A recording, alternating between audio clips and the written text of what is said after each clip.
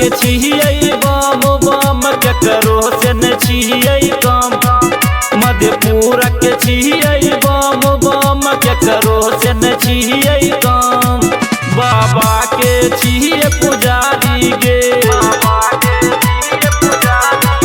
बाबा के छियै पुजारी गे। जल ढार छियै हर बारी गे। सबसे पहिले जाके जब घर में जल चढ़ेबै हम मधेपुरा के छियै बम बम केकरो से न छियै कम। मधेपुरा के छियै बम बम केकरो से न छियै कम।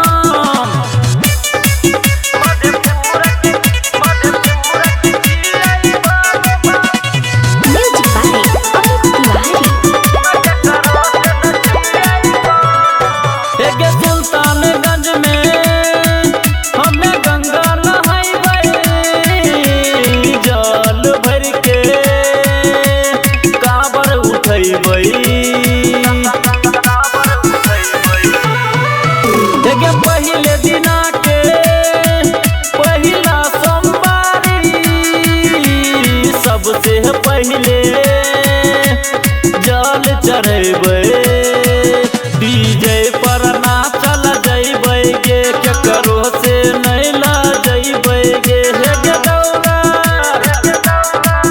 हे गे दौड़ल जइबै सबसे आगे, देखिए हमर दाम दाम। मधेपुरा के छियै बम बम केकरो से न छियै कम। मधेपुरा के छियै बम बम केकरो से न छियै कम।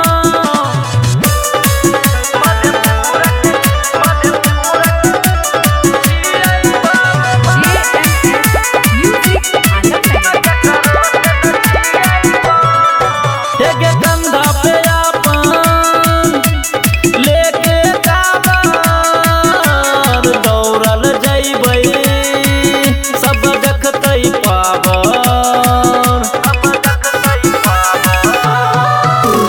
कंधा पे अपन लेके कांवर दौड़ल जइबै, सब देखतै पावर।